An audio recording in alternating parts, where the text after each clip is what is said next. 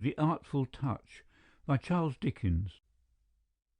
"One of the most beautiful things that ever was done, perhaps," said Inspector Wield, emphasizing the adjective, as preparing us to expect dexterity or ingenuity rather than strong interest, was a move of Sergeant Witcham's. It was a lovely idea. Witcham and me were down at Epsom one Derby day, waiting at the station for the swell mob. As I mentioned when we were talking about these things before, we are ready at the station when there's races, or an agricultural show, or a chancellor sworn in for an university, or Jenny Lind, or anything of that sort. And as the swell mob come down, we send him back again by the next train.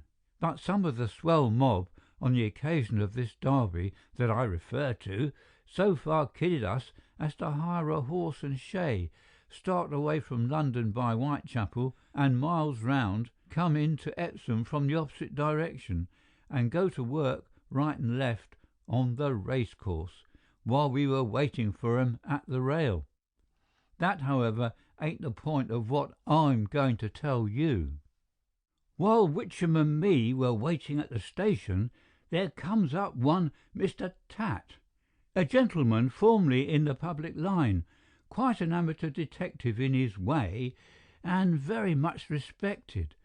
"Halloa, Charlie Wield," he says, "what are you doing here? On the lookout for some of your old friends?" "Yes, the old move, Mr. Tat." "Come along," he says, "you and Witcham, and have a glass of sherry. We can't stir from the place," says I, "till the next train comes in, but after that we will with pleasure."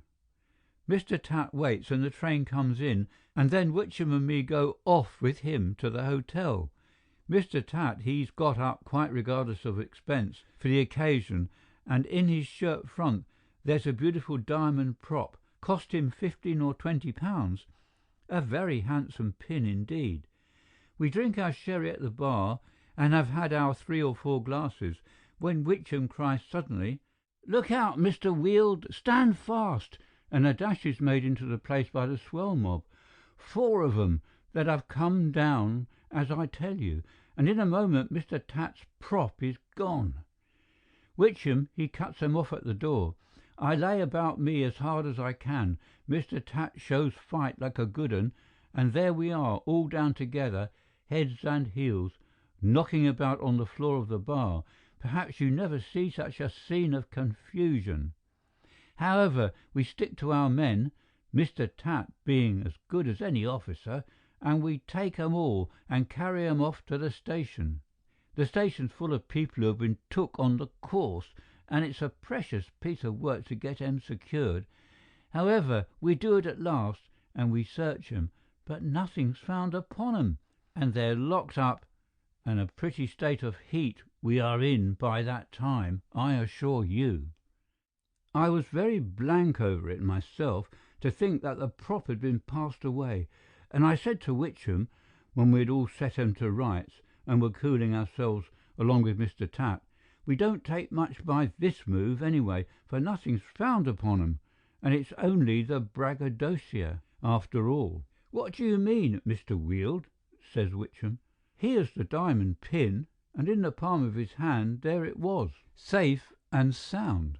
"Why, in the name of wonder," says me and Mr. Tat, in astonishment, "how did you come by that?" "I'll tell you how I come by it," says he. "I saw which of them took it, and when we were all down on the floor together, knocking about, I just gave him a little touch on the back of his hand, as I knew his pal would, and he thought it was his pal, and he gave it to me. It was beautiful, beautiful. Even that was hardly the best of the case, for that chap was tried at the Quarter Sessions at Guildford. You know what Quarter Sessions are, sir? Well, if you'll believe me, while them slow justices were looking over the Acts of Parliament to see what they could do to him, I'm blowed if he didn't cut out of the dock before their faces. He cut out of the dock, sir, then and there, swam across the river, and got up into a tree to dry himself. In the tree he was took, an old woman having seen him climb up, and Witcham's artful touch transported him. End of The Artful Touch.